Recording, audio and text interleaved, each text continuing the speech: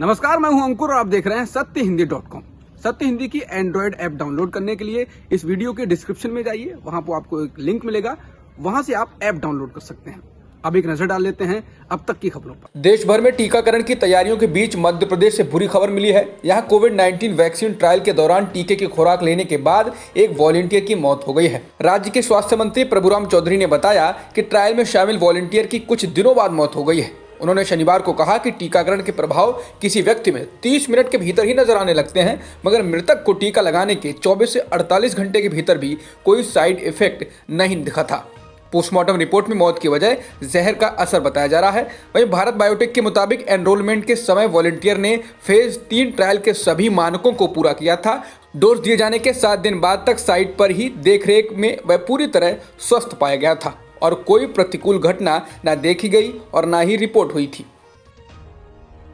Corona के खिलाफ जंग को आगे बढ़ाते हुए देश में टीकाकरण कार्यक्रम 16 जनवरी से शुरू होगा। सबसे पहले 3 करोड़ स्वास्थ्य कर्मियों को कोरोना का टीका लगाया जाएगा, जो निःशुल्क होगा।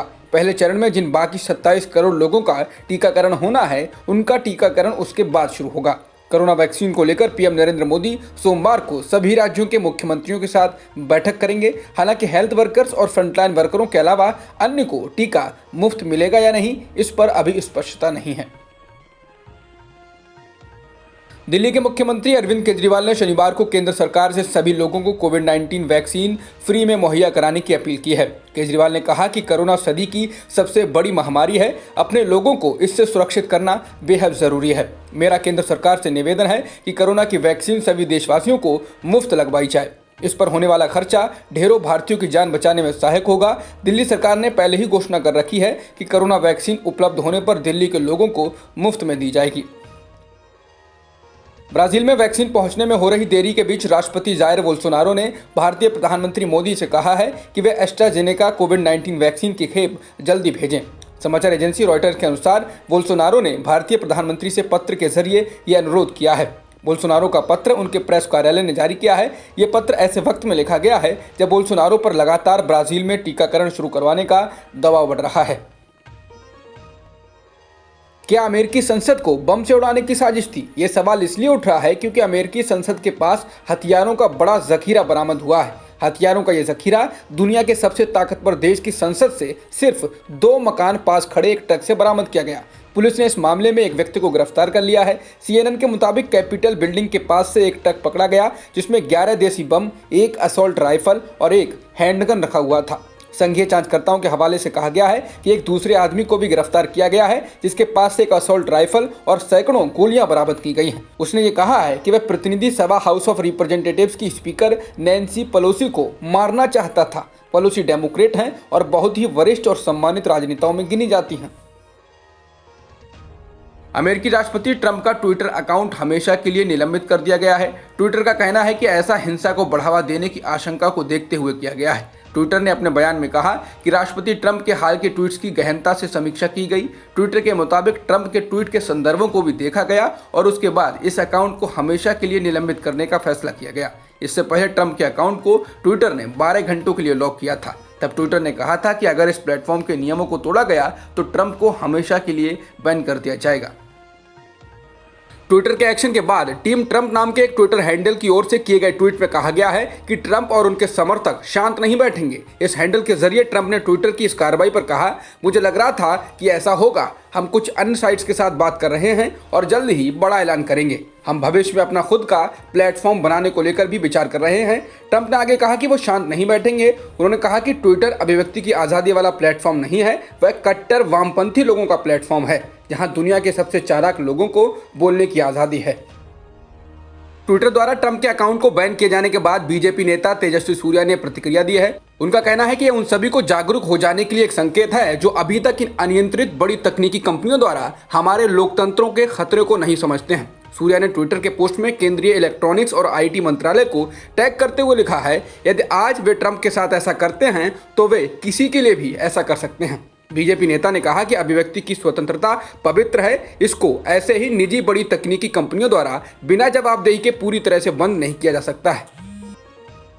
बिहार के मुख्यमंत्री नीतीश कुमार 2005 से बीजेपी के साथ सरकार चला रहे हैं, लेकिन ऐसा पहली बार हुआ है कि सरकार के गठन के इतने दिनों के बाद भी कैबिनेट का विस्तार नहीं हो पा रहा है। खुद नीतीश कुमार का बयान है कि इसकी वजह यह है कि बीजेपी से लिस्ट नहीं मिल रही है और पहली बार कैबिनेट विस्तार में इतनी देर हो रही है। बिहार में पिछले 16 नवंबर को नीतीश कुमार ने मुख्यमंत्री पद की शपथ ली थी। उनके साथ 14 और मंत्री बने थे। संवैधानिक प्रावधानों के हिसाब से बिहार में मुख्यमंत्री समेत कुल 36 मंत्री हो सकते हैं। बकौल नीतीश, उनके कार्यकाल में कभी मंत्रिमंडल विस्तार में इतनी देरी नहीं हुई। उन्होंने इसकी वजह बीजेपी से लिस्ट नहीं मिलना बताया है। नीतीश कुमार का ऐसा बयान 25 दिनों में 2 बार आ गया है। इससे पहले 15 दिसंबर को भी उन्होंने यही बात कही थी। भारत और चीन के बीच लंबे समय से जारी तनाव के बीच शुक्रवार को चीन का एक सैनिक भारतीय सीमा में घुस आया। LAC में घुसे चीनी सैनिक को भारतीय जवानों ने पकड़ लिया।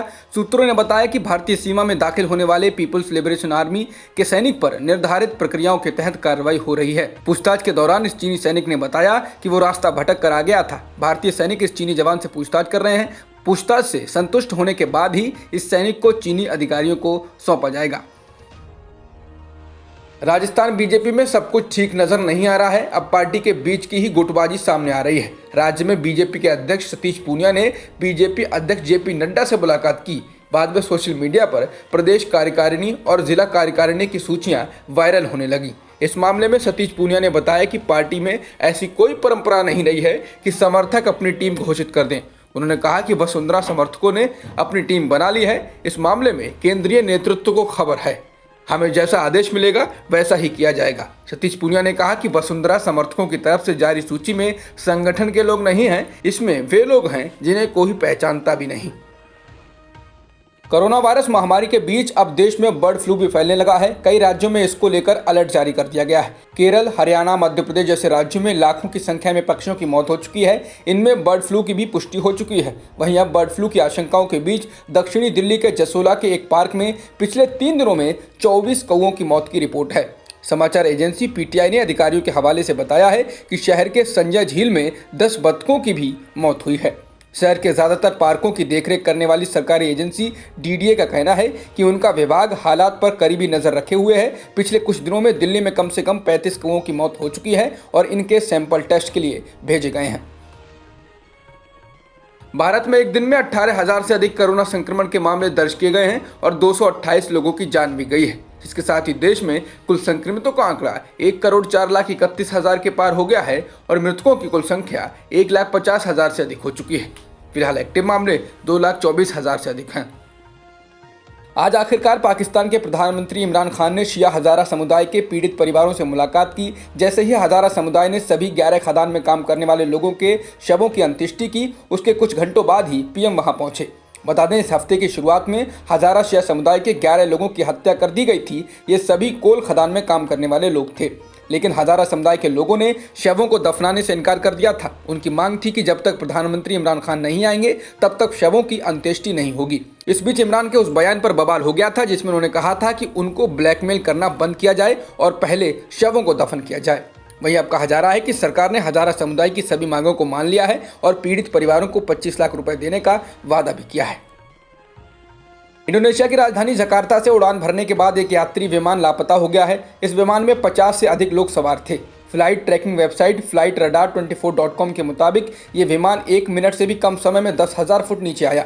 परिवहन मंत्रालय का कहना है कि विमान का पता लगाने के लिए राहत और बचाव दलों को सक्रिय किया गया है। बचाव दल को शहर के उत्तर में पानी में संदिग्ध मलबा मिला है। हालांकि अभी यह पता नहीं लगा है कि यह मलबा उसी विमान का है। BCCI अधिकारियों ने दावा किया है कि स्टार तेज गेंदबाजों जसप्रीत बुमराह और मोहम्मद सिराज को सिडनी क्रिकेट ग्राउंड में मैच के दौरान मौजूद कुछ दर्शकों ने नस्लीय टिप्पणी की है। तीसरे दिन के खेल के बाद स्टेडियम सुरक्षा अधिकारियों ने जसप्रीत बुमराह, मोहम्मद सिराज और टीम प्रबंधन के सदस्यों के साथ इस बारे में लंबी चर्चा की है। कप्तान अजिंक्य रहाणे ने एम्पायरों से इस बात की शिकायत की थी, लेकिन अब तीसरे दिन का खेल खत्म होने के बाद टीम इंडिया ने औपचारिक शिकायत दर्ज करा दी है। अब तक की खबरों में इतना ही। बाकी खबरों के लिए बने रहिए सत्यहिंदी.com के साथ। सत्य हिंदी का ऐप डाउनलोड करें गूगल प्ले स्टोर पर।